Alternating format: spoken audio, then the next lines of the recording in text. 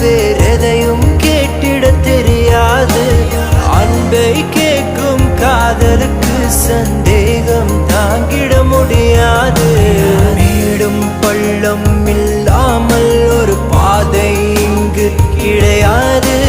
பிரிவும் துயரம் இல்லாமல் ஒரு காதலின் ஆழம் புரியாது.